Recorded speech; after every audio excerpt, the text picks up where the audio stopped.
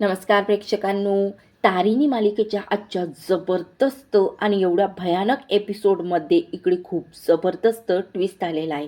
हो प्रेक्षकांनो, आता युवराजला कॉल करणारी व्यक्ती कोण हा आपल्या सर्वांना प्रश्न होता. तर ही व्यक्ती आहे जे जे. हो, टेक्नोने आता AI वॉइस जरी यूज केलेला असला तरीसुद्धा आता टेक्नोने त्या आवाजावर काम करत आता खूप मोठी कामगिरी बजावलेली आहे.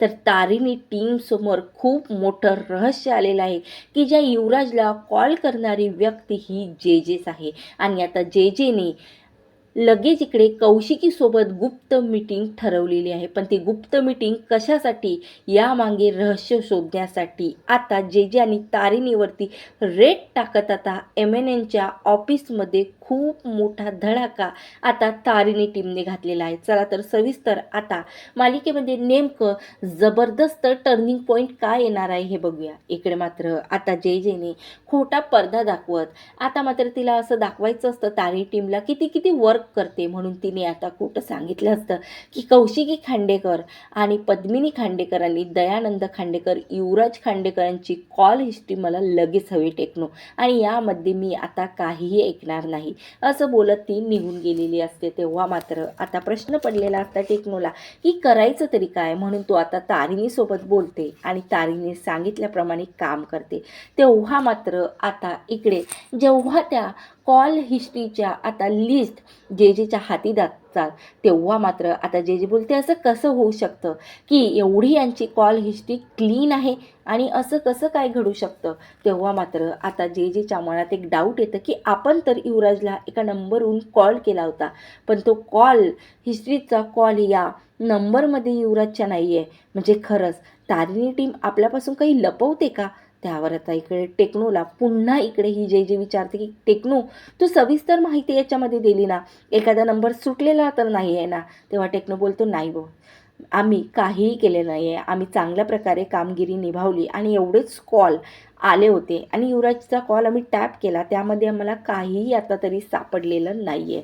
तेव्हा मात्र आता जे जे असं बोलत तिथून निघून जाते. तेव्हा इकडे आता तारिणी ला टेक्नो आता कॉल करते आणि सर्व अपडेट देते. तेव्हा मात्र आता तारिणी लगेच टेक्नोला बोलते, काही मी सांगितलं होतं ना टेक्नो तुला की तू मात्र आता जे जे मॅडमची कॉल हिस्ट्रीसुद्धा काढ. तेव्हा टेक्नो बोलते की हो, मी जे जे मॅडमची कॉल हिस्ट्री काढलेली आहे बॉस आत्ताच, आणि त्यासाठीच मी तुम्हाला कॉल केलेला आहे. हे बघा, आतापर्यंत जो AI वॉइसने आता इकडे युवराजसोबत कोणी बोलत होतं, हा आपल्याला कोण व्यक्ती आहे एवढा संशय आला होता, पण तो दुसरं कोणी नसून त्या जे जे मॅडमच आहे. आणि जे जे मॅडमच्या कॉल हिस्ट्रीत आता जास्त कॉन्टॅक्ट त्यांचे कौशिकीशी होत असल्याचं आम्हाला दिसतंय. आता तुम्हाला मी तुमच्या व्हॉट्सअपवरती पूर्ण हिस्ट्री पाठवली, ते बघा. तेव्हा मात्र आता इकडे तारिणी ती हिस्ट्री बघते आणि मात्र हादरून जाते. तिच्या लक्षात आलेलं असतं की जे जे मॅडम आणि कौशिकीत नेमकं काहीतरी चालू आहे. तेव्हा आता लगेच ही तारिणी टेक्नोला कॉल करते आणि बोलते की टेक्नो, काहीही झालं तरी आता सांग कत्रीला की त्याच्या खबऱ्याला अलर्ट ठेवा, आणि तुम्ही जे जे मॅडम जरी आपली ऑफिसर असली तरी तिच्यावर बारकाईनं लक्ष ठेवा. तर इकडे मात्र आता कौशिकीवर सुद्धा आम्ही दोघं लक्ष ठेवून असतो.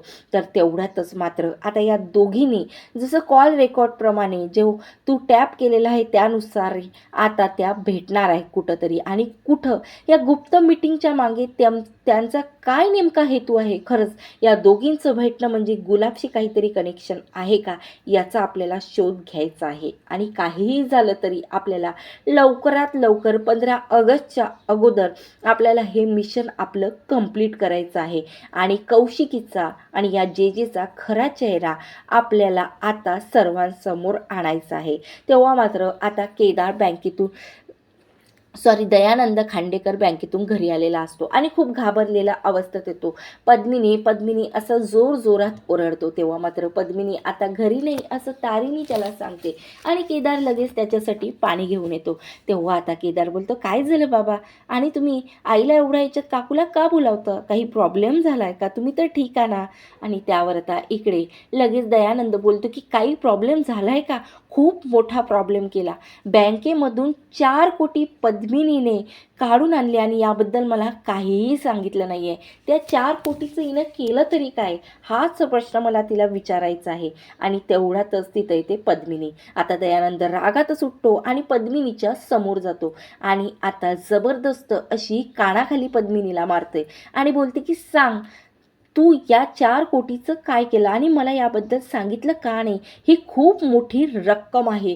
खरं तर आता तू जर मला सांगितलं नाही ना, तर माझा राग आता अनावर झालेला आहे. मी आत्ताच पोलिसांकडे तुला देणार आणि विचारसुद्धा करणार नाही की खांडेकरांच्या घरी तू माझी बायको आहेस. आताच्या आता पद्मिनी सांग, तू 4 कोटीचं काय केलं आणि ही रक्कम ज्या दिवशी युवराज सुटला त्याच दिवशी तू काढली. खरं तर तू काही गलत सलत तर केलं नाही ना? तू जशी बोलत होती की लाच द्यायची, तू लाच तर दिली नाही ना कुणाला? त्यावर आता पद्मिनीचा राग अनावर होतो आणि पद्मिनी जोरात ओरडत बोलते की हो, तुम्ही तर माझा मुलगा जेलमध्ये असताना हातावर हात धरून बसले होते. त्या कौशिकीने सुद्धा काही केलं नाही. तिचे तत्वच येत होते समोर. मीच त्या जेजेला 4 कोटीची लाच दिली आणि माझ्या मुलाला सोडून घेतलं. तेव्हा मात्र असं बोलताना आता इकडे दयानंद बोलतो, तुला लाच कशी वाटली नाही अशी कुणाला लाच देताना? खरं तर मला ना त्या पोलीस ऑफिसरपेक्षा तुझा राग येतो, कारण तू सुद्धा तेवढीच गुन्हेगार आहे. असं बोलत आता दयानंद तिथून निघून जातो. पण मात्र तारिणी आणि केदार समोर खूप मोठा रहस्याचा पर्दाफाश झालेला असतो की 4 कोटीची जे मॅडमनी लाच घेतली. म्हणजे आता केदार बोलतो की बॉस, तू जे बोलत होती ते सत्यात उतरलेलं आहे. म्हणजे जे मॅडम आपण जसं समजतो तसं नाही आहे, तर जे मॅडम एक खूप मोठी करप्ट इन्स्पेक्टर आहे. तेव्हा मात्र आता इकडे तारिणी बोलते की हो केदार, मला अगोदरच संशय आलेला होता ज्या दिवशी युवराज सुटला. म्हणूनच मी आता या प्लॅनविषयी आता मॅडमला काहीही सांगणार नाही. तेवढ्यातच आता टेक्नोचा कॉल येतो आणि आता एक व्हॉइस कॉल आता रेकॉर्ड केलेला इकडे जे आणि कौशिकीचा इकडे मात्र तारिणीच्या मोबाईलमध्ये पाठवते. तेव्हा आता कौशिकी जेजेला सांगतं की तारिणीचा वाढदिवस आहे आणि त्या दिवशी घरातील सर्व मेंबर मात्र बिझी असणार आहे आणि त्याच दिवशी संध्याकाळी जे तुम्हाला MNNमध्ये येऊन भेटायचं, कारण हे सेफ ठिकाण आपल्यासाठी आहे. इथं कोणीही आता लवकर रेड मारू शकत नाही आणि संध्याकाळी 7 वाजता तुम्हाला भेटायचं इमिजिएटली. तेव्हा आता जे बोलते की अरे वा, काहीही हरकत नाही, मी जे डील करण्यासाठी तुझ्यासमोर येत आहे ना, ती आज करूनच जाणार.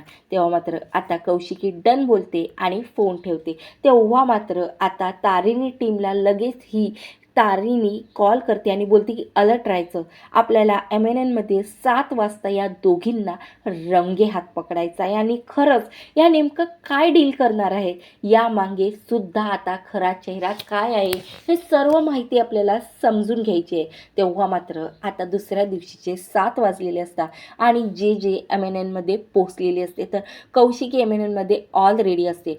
तेव्हा मात्र आता प्लॅनप्रमाणे इकडे तारिणी टीमच्या सर्व मेंबरची आता जे काही ओळख असते ती ओळख विकण्यासाठी जे आता कौशिकी समोर आलेली असते आणि ही ओळख 10 कोटीमध्ये कौशिकीला विकणार आहे जे हे सत्य आता तारिणी समोर आलेलं असतं.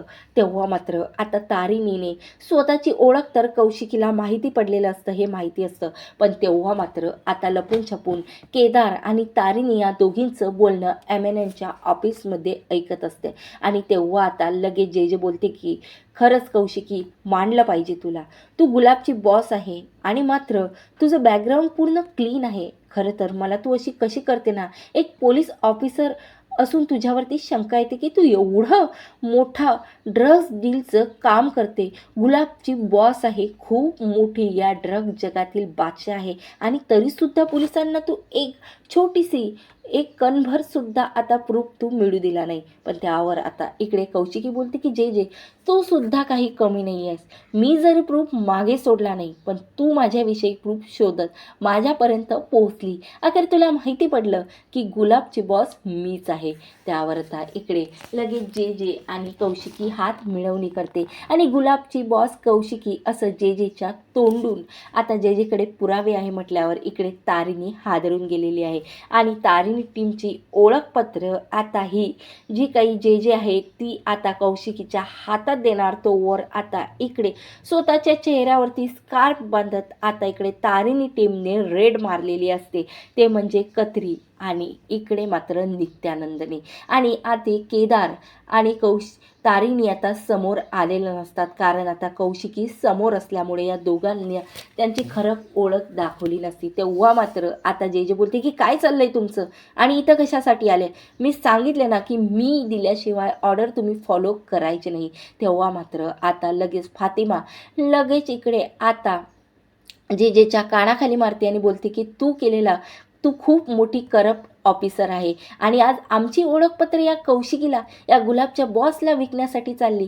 तर त्यावर आता इकडे तारिणीसुद्धा कसलीही भीती न बाळगता केदार समोर आता इकडे कौशिकीच्या समोर येते आणि कौशिकीच्या कानाखाली मारते आणि बोलते, खांडेकरांच्या घराचं नाव खराब करण्यासाठी निघालेली आहेस ना कौशिकी, मोठी तत्वानं चालत होती आणि आज काय झालं, तेच तत्व तुझे खोटे निघाले. आता मात्र तुला कोणीही वाचवू शकत नाही आणि जे तुला पण, असं पकडत आता या दोघींच्या हातात बेड्या घालत आता इकडे पोलीस स्टेशनमध्ये घेऊन गेलेला आहे. तर खांडेकरांच्या घरी आता खूप मोठी खळबळ झालेली आहे. तर दयानंदची प्रकृती खूप गंभीर झालेली आहे, कारण आता कौशिकी अशी पोलिसांच्या ताब्यात समजल्या. तर खरंच आता केदार आणि तारिणी नेमकं या सर्वांपासून आता कसं खांडेकरांच्या परिवाराला वाचवणार हे पाहणं तेवढंच रंजक आहे.